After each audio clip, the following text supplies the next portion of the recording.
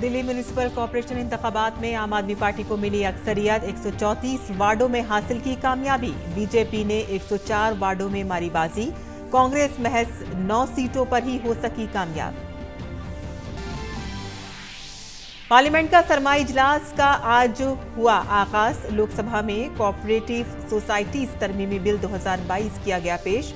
वजीर आजम ने की पार्लियामेंट को बेहतर तरीके से चलाने की अपील। कहा कि जमहूरियत को मजबूत और नौजवान अरकान पार्लियामान के लिए इजलास को बनाए सूदमंद। नौ मुंतखब नायब सदर जमहूरिया व राज्यसभा के चेयरमैन का पहला इजलास। वजीर आजम समेत ऐवान ने दी मुबारकबाद। रिजर्व बैंक ऑफ इंडिया ने रिपो रेट में किया 35 बेसिस पॉइंट्स का इजाफा, बढ़कर हुआ 6.25%। महंगाई की शरह फिलहाल 6.8%। आखिरी सहमाही में 5.9 होने की उम्मीद। आलमी चैलेंजेस के दरमियान माली साल 2023-22 के जीडीपी में इजाफे की शरह 6.8 और आखिरी सहमाही में 4.2 रहने का इम्कान। वजीर खारजा डॉक्टर एस जयशंकर ने ऐवान को बताया कि भारत की G20 की सदारत है काफी अहम। भारत की खारजा पॉलिसी मुश्किल दौर में भी रही है काफी मौसर।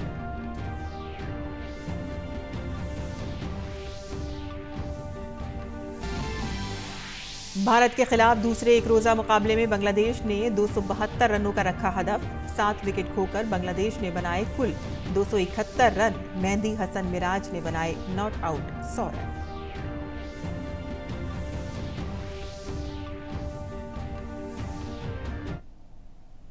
आदाब नाज़रीन, खबरनामे में आपका इस्तकबाल है। मैं हूं साइमा खान। अब खबरें तफसील से।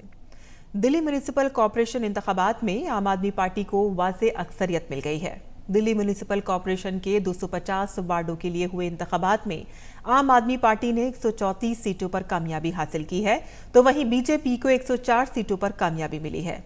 कांग्रेस के खाते में महज 9 सीटें आई हैं, वहीं दीगर ने 3 सीटों पर कामयाबी हासिल की है। 4 दिसंबर को हुई वोटिंग में 50.48% वोटरों ने अपने हक़ राय दही का इस्तेमाल किया। साल 2007 से 15 साल तक म्युनिसिपल कॉर्पोरेशन में बीजेपी की हुकूमत थी। अगर म्युनिसिपल कॉर्पोरेशन के साल 2017 के नताइज देखें तो बीजेपी के खाते में 181 सीटें आईं और वोट शेयर 36% रहा। कांग्रेस के खाते में 30 सीटें थीं, वोट शेयर 21% था। आम आदमी पार्टी के खाते में 48 सीटें थीं, तो वहीं वोट शेयर 36% था।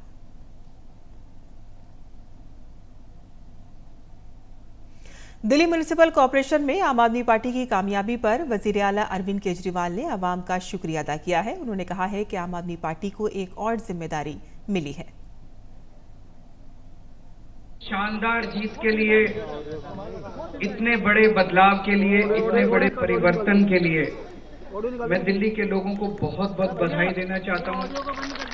आज दिल्ली के लोगों ने अपने बेटे को, अपने भाई को दिल्ली की सफाई करने की जिम्मेदारी दी है, पार्कों को ठीक करने की जिम्मेदारी दी है, कई सारी जिम्मेदारियां आज दी हैं। वहीं पार्लियामेंट का सरमाई इजलास शुरू हो गया है। नायब सदर जमहूरिया जगदीप धनखड़ ने राज्यसभा के चेयरमैन का ओहदा संभाला। वजीर आजम नरेंद्र मोदी ने पार्लियामेंट के साथ साथ देश की जानिब से चेयरमैन को मुबारकबाद पेश की। चेयरमैन के कोशिशों को वजीर आजम ने सताइश की। आपने एक सामान्य परिवार से आकर के संघर्षों के बीच जीवन यात्रा को आगे बढ़ाते हुए आज जिस स्थान पर पहुंचे हैं वो देश के कई लोगों के लिए अपने आप में एक प्रेरणा का कारण है।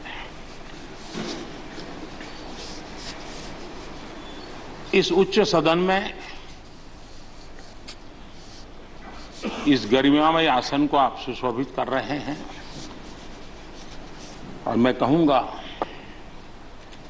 कि किठाना के लाल उनकी जो उपलब्धियां लोग देश देख रहा है तो देश की खुशी का ठिकाना नहीं है। वज़ीर आज़म ने कहा कि मौजूदा हुकूमत मुसलसल समाजी तौर से हाशिए पर खड़े बिरादरी के नुमाइंदगी को यकीनी बना रही है। आज पहली बार महामहिम राष्ट्रपति श्रीमती द्रौपदी मुर्मू के रूप में देश की गौरवशाली आदिवासी विरासत हमारा मार्गदर्शन कर रही है।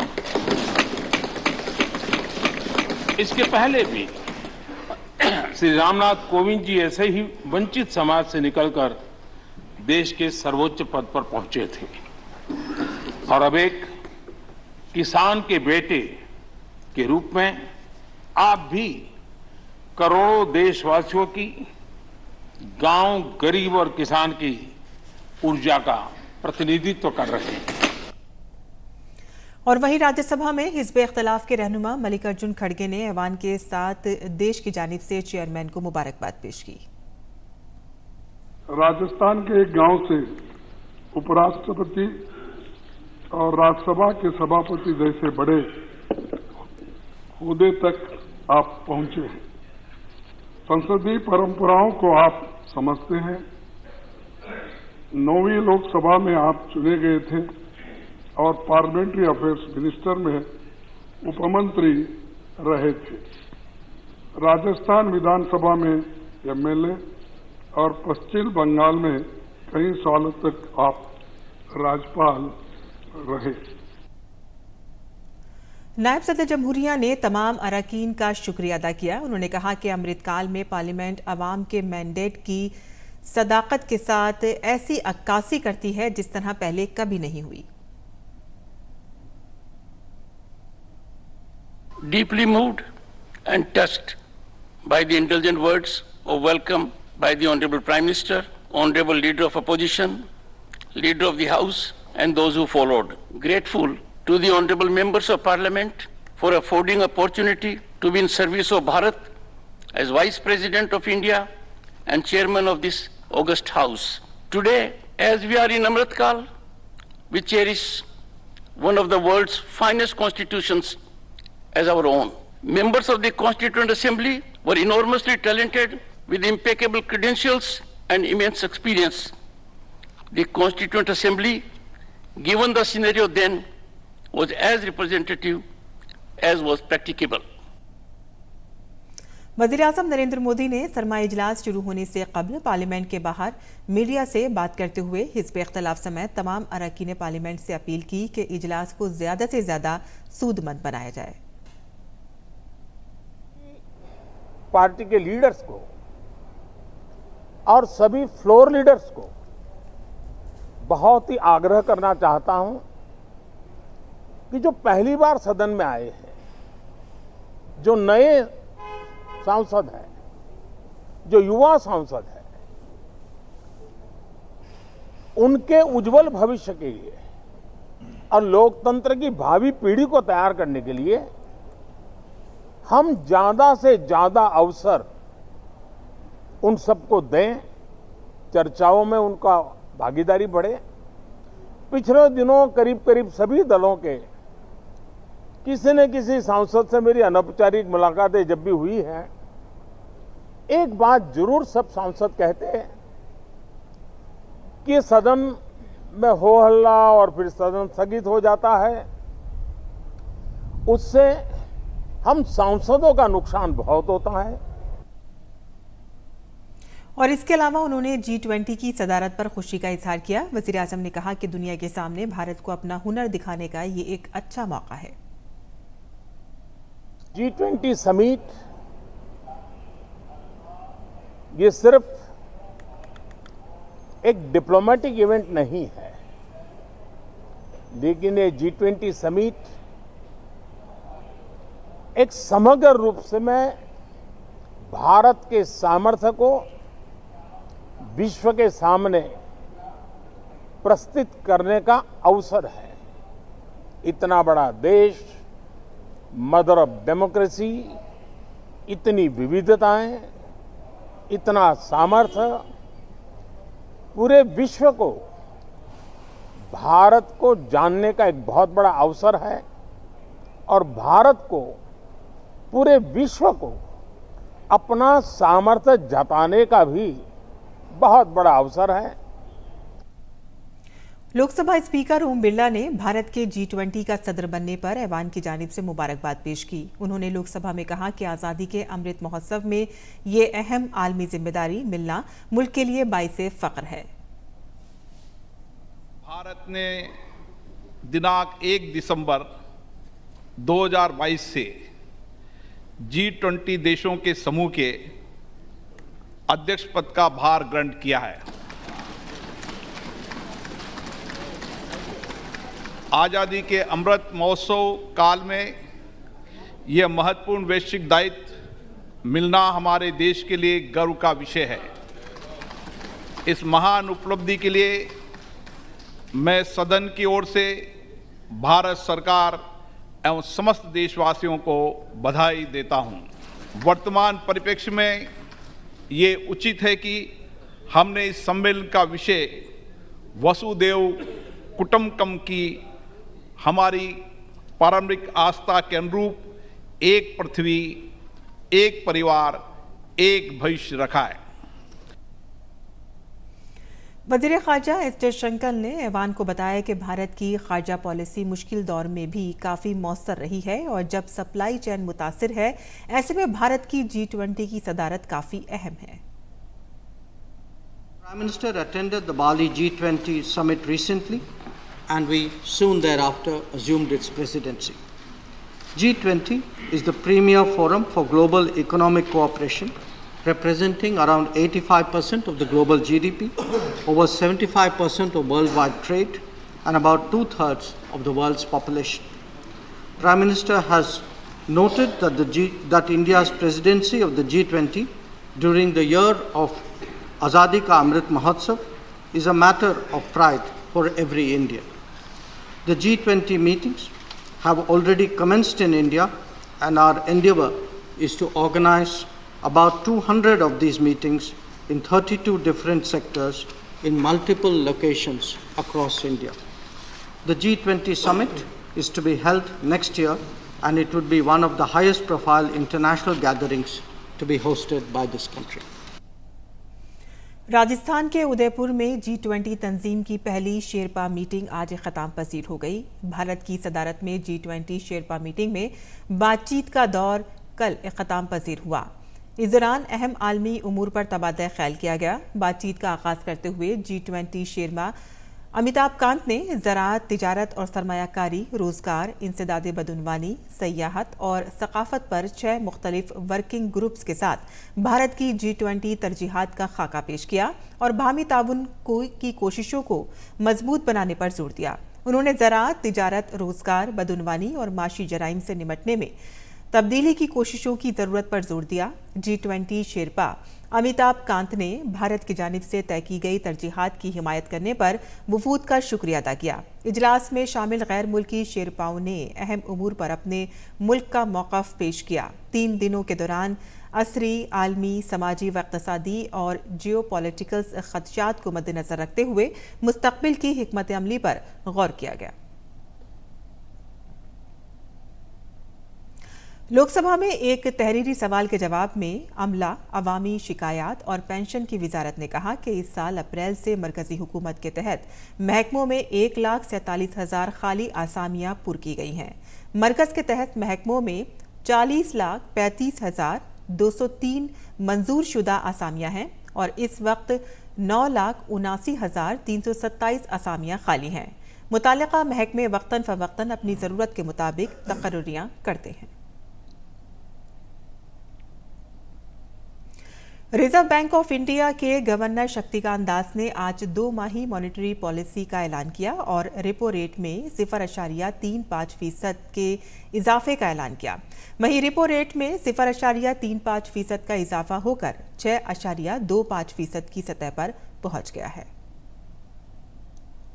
Accordingly, the MPC decided to increase the policy repo rate, as I have said, by 35 basis points to 6.25%.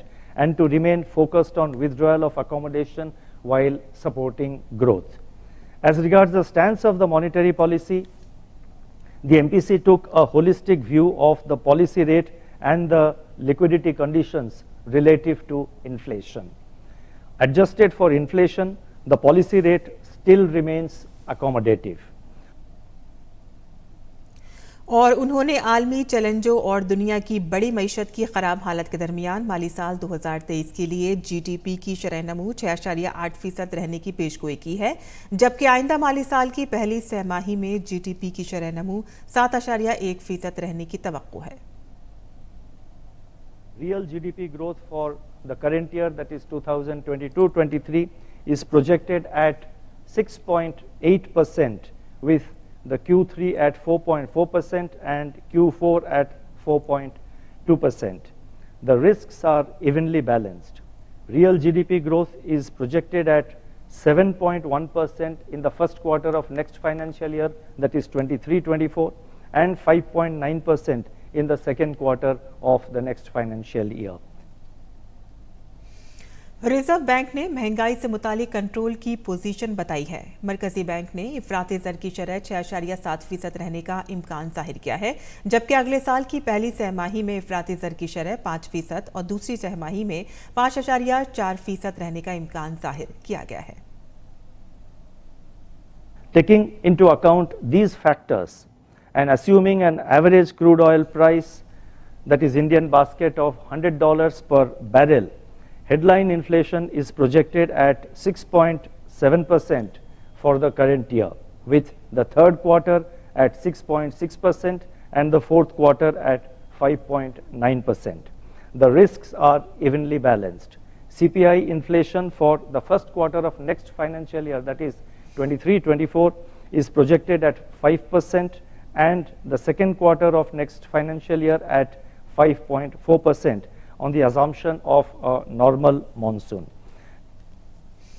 Enforcement directorate ने मगरबी बंगाल में तृणमूल कांग्रेस के एमएलए और मगरबी Bengal board of primary education के साबिक चेयरमैन माणिक भट्टाचार्य के खिलाफ असातिज़ा तकर्रुरी घपला मामले में चार्जशीट दाखिल की है। भट्टाचार्य तकरीबन एक दहाई तक रियासत के बोर्ड ऑफ प्राइमरी एजुकेशन के चेयरमैन रहे। उन पर पैसे के एवज असातिज़ा की भर्ती में नौकरियां देने का इल्जाम था, जिसके बाद उन्हें इन्फोर्समेंट डायरेक्टोरेट ने 10 अक्टूबर को गिरफ्तार किया था। कोलकाता हाई कोर्ट की हिदायत पर माणिक भट्टाचार्य को बोर्ड ऑफ प्राइमरी एजुकेशन के चेयरमैन के ओहदे से हटा दिया गया था। वो मगरबी बंगाल के साबिक वजीर तालीम पार्थ चटर्जी के भी करीबी हैं, जिन पर बतौर वजीर तालीमी तकर्रियों में बदउनवानी का इल्जाम है।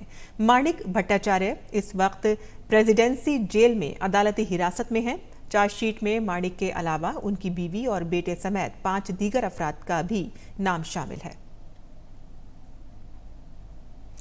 केरल हुकूमत ने यूनिवर्सिटी कानून इस्लाहात बिल 2022 असेंबली में रियासत के वजीर तालीम अरबिंदो ने पेश किया है और इस मुचव्विज़ा बिल के मुताबिक रियासत की यूनिवर्सिटियों के चांसलर अब गवर्नर नहीं होंगे। चांसलर के ओहदे पर किसी माहिर तालीम को मुकर्रर किया जाएगा। रियासती हुकूमत ने यह फैसला गवर्नर के जरिए यूजीसी के ज़ाब्तों की खिलाफ वर्जी का हवाला देकर अक्टूबर में 9 वाइस चांसलर को अपना ओहदा छोड़ने का हुक्म दिया था। चांसलर आरिफ मोहम्मद खान ने सुप्रीम कोर्ट के एक फैसले का हवाला देकर कार्रवाई की थी, जिसके बाद वाइस चांसलरों ने हाई कोर्ट का दरवाज़ा खटखटाया था और जिसके बाद रियासती हुकूमत और गवर्नर के दरमियान इख्तलाफात सामने आया था। आगे बढ़ते हैं, जहां राजस्थान हुकूमत के खिलाफ बीजेपी ने उदयपुर में जबरदस्त मुजाहिरा किया। पार्टी कारकुनों ने अशोक गहलोत हुकूमत के वुज़रा के मास्क लगाकर मुजाहिरा किया। बीजेपी दिसंबर में पूरी रियासत में जन आक्रोश रैली और यात्रा कर रही है और इसी सिलसिले में बीजेपी कारकुनों ने यह मुजाहिरा किया है। जिस तरह से मौन धारण करके बैठा है कि इनका मंत्री चाहे जो बकवास कर रहे हैं, चाहे जिस प्रकार के उठपटांग स्टेटमेंट दे रहे हैं, कुछ बोलने की स्थिति में नहीं है, न उनको रोकने की स्थिति में। और हमारे स्पीकर साहब को जब सारे एमएलए ने अपनी तरफ से त्यागपत्र दे दिया लिख करके, तो जो मंत्री आज की तारीख में जो काम कर रहा है, जो विभिन्न बोर्डों में लगे हुए हैं, वो नियमों के विरुद्ध काम कर रहे हैं और इसी कारण से हाईकोर्ट में ही इनको नोटिस भेजा है। तो एक तरह से ये जो सारे नमूने आपने जिनको पेश किए हैं, इनके एक्टिविटीज से शांति धारीवाल कहता है कि हमारे यहाँ बलात्कार इसलिए ज़्यादा होता है कि क्योंकि राजस्थान मर्दों का देश है। मैं सोचता हूँ इससे ज़्यादा राजस्थान का अपमान और कोई नहीं होता। भारतीय मुसल्लह अफवाज का यौम परचम हर साल आज ही के दिन मनाया जाता है। ये दिन मुल्क के लिए शहीद होने वाले फौजियों के लिए वक्फ है। ये दिन 1949 से मनाया जा रहा है। इस दिन के मनाने का मकसद भारतीय मुसल्लह अफवाज के एहलकारों की फलाह व बहबूद के लिए फंड्स इकट्ठा करना और उनके खानदान की बेहतरी के लिए खर्च करना है। वज़ीर दिफा राजनाथ सिंह ने इस मौके पर नेक ख्वाहिशात का इजहार किया। देश की अखंडता और संप्रभुता की रक्षा के लिए हमेशा अपने तन मन से तैनात रहती हैं। अब तक लड़े गए युद्धों में अपनी बहादुरी या रण कौशल का परिचय देना हो या सीमा पार से हो रही आतंकी गतिविधियों का मुकाबला करना हो या फिर विभिन्न आपदाओं में नागरिकों की सहायता करनी हो, हमारी आर्म्ड फोर्सेस ने हमेशा प्रशंसनीय काम किया है। तालीम हर किसी की ज़िंदगी में बहुत ज़रूरी है और यही वजह है कि हुकूमत मुल्क में तालीम की सतह को बेहतर बनाने की मुसलसल कोशिश करती रही है। बहुत से लोग इसमें हुकूमत की मदद भी करते हैं ताकि हर एक को तालीम हासिल करने में आसानी हो। मुंबई में कायम स्टार्टअप स्क्वायर पांडा इंडिया ने इस सिलसिले में असातिज़ा की तरबियत के लिए एजुकेशन एंड स्किल डेवलपमेंट के ज़ुमरे में नेशनल स्टार्टअप अवार्ड्स भी जीता है। आइए देखते हैं कि ये स्टार्टअप क्या है और कैसे काम करता है। एजुकेशन एंड स्किल डेवलपमेंट के जुमरे में नेशनल स्टार्टअप अवार्ड 2021 का फातेह स्क्वायर पांडा इंडिया है, जो एक आलमी एडटेक कंपनी है और ये कंपनी इब्तदाई तालीम के मंजरनामे को तब्दील करने के लिए काम कर रही है। ये स्टार्टअप तलबा, असातिज़ा और तालीमी निज़ाम में हर स्टेक होल्डर को तरबियत फराहम करती है ताकि तालीमी मेयार को बेहतर बनाया जा सके। स्क्वायर पांडा टीचर्स के लिए ट्रेनिंग करता है, चिल्ड्रंस के लिए करिकुलम प्रोवाइड करता है स्कूल्स को, and mainly in the government schools. दिन चाहे प्रिंसिपल हो या एडमिनिस्ट्रेटर हो या पेरेंट्स हो, उनको सपोर्ट ट्रेनिंग ऑल्सो प्रोवाइड करता है, क्योंकि अगर चाइल्ड का पूरा इकोसिस्टम को ट्रेन नहीं करेंगे, प्रिपेयर नहीं करेंगे, तो हम आउटकम नहीं ला सकते हैं। तो स्क्वायर पांडा वो करता है। स्क्वायर पांडा इंडिया के एमडी आशीष झिलानी पूरी दुनिया के लाखों बच्चों तक तालीम को आम करने के लिए काम करना चाहते हैं और इसलिए 2018 में सिलिकॉन वैली में कायम स्क्वायर पांडा में वो शामिल हुए और तब से वो इंडिया टीम के ऑपरेशंस की क़यादत कर रहे हैं।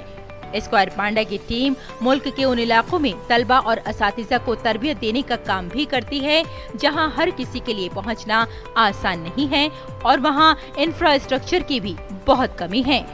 हमने ऑन पर्पस पहले ट्राइबल रूरल एरियाज को पकड़ा, बिकॉज अगर वहाँ पे हम रिजल्ट शो कर सकते हैं तो कोई भी मेट्रो एरिया में आना बहुत इजी है, राइट। तो अगर आप दिल्ली बोलेंगे तो दिल्ली में बहुत इजीली कर सकते हैं, बट अगर आप छत्तीसगढ़ के दंतेवाड़ा या सुकमा, जहाँ पे सब बोलते हैं नक्सलाइट्स रहते हैं, बट हम वहाँ जाके जब काम कर सकते हैं तो हम कोई भी बड़ी मेट्रो में भी कर सकते हैं। हम ट्राइबल रूरल में जाते हैं कि वहाँ पे इंफ्रास्ट्रक्चर की कमी है, सम प्लेसेस तो हम पहुँच भी नहीं पाते, राइट। हम जैसे अभी एक जगह काम कर रहे हैं, वहाँ नियरेस्ट एयरपोर्ट आई थिंक 8 या 9 घंटे दूर है।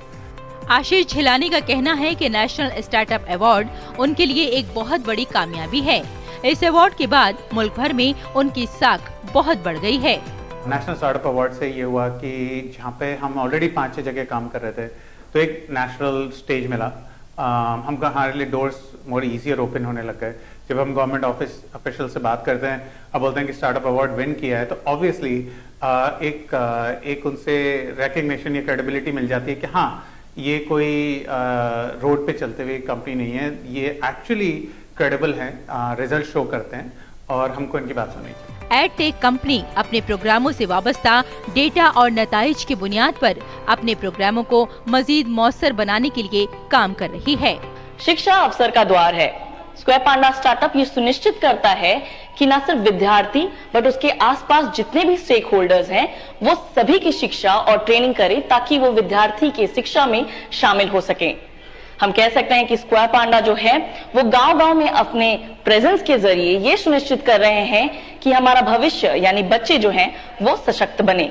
कैमरा पर्सन गौरव कागड़ा के साथ श्यामा मिश्रा, डीडी न्यूज, मुंबई। और खेल की खबरों में भारत और बांग्लादेश के दरमियान वनडे मैच की सीरीज का दूसरा मैच ढाका के शेरे बांग्ला नेशनल स्टेडियम में खेला जा रहा है। बांग्लादेश ने टॉस जीतकर पहले बल्लेबाजी का फैसला किया और मुकर्ररा 50 ओवर में 7 विकेट के नुकसान पर 271 रन बनाए। बांग्लादेश की तरफ से मेहदी हसन मिराज ने नॉट आउट 100 रन बनाए। बांग्लादेश को सीरीज में 1-0 से सबकत हासिल है और ताज़ा इत्तलात मिलने तक भारत ने 4 विकेट के नुकसान पर 117 रन बना लिए हैं। ओलंपिक तमगा याफ्ता मीराबाई चानू ने वेट लिफ्टिंग वर्ल्ड चैंपियनशिप में शानदार कारकर्दगी का मुजाहिरा किया है। मीराबाई 49 किलोग्राम वजन जुमरे में चांदी का तमगा जीतने में कामयाब रही हैं। उन्होंने 200 किलोग्राम वजन उठाकर दूसरा मकाम हासिल किया है। कोलंबिया के बगोटा में मुनक़िद इस मुकाबले में मीराबाई ने स्नैच में 87 किलो और क्लीन एंड जर्क में 113 किलोग्राम वजन उठाकर चांदी का तमगा जीता। चानू ने ओलंपिक चैंपियन हुईजी हुई को हराकर चांदी का तमगा जीता है। और फिट इंडिया मोबाइल ऐप को महज 1 साल के अंदर 5 मिलियन से भी ज़ायद अफराद ने डाउनलोड किया है। फिट इंडिया ऐप को वजीर खेल अनुराग सिंह ठाकुर ने आज़ादी के अमृत महोत्सव के मौके पर 29 अगस्त 2021 को लॉन्च किया था। इस ऐप के इस्तेमाल से जिस्मानी सेहत का अंदाज़ा लगाने और फिटनेस से मुतालिक बेदारी लाने, स्लीप ट्रैकर, पानी और कैलोरीज के इस्तेमाल पर नज़र रखने के साथ साथ फिट इंडिया क्विज जैसी मुख्तलिफ पेशरफ्त में हिस्सा लेने के लिए बड़े पैमाने पर इस्तेमाल किया जाता है। दैनिक जीवन में खेलकूद के साथ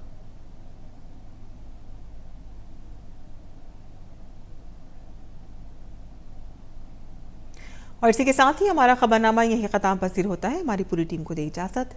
आदाब।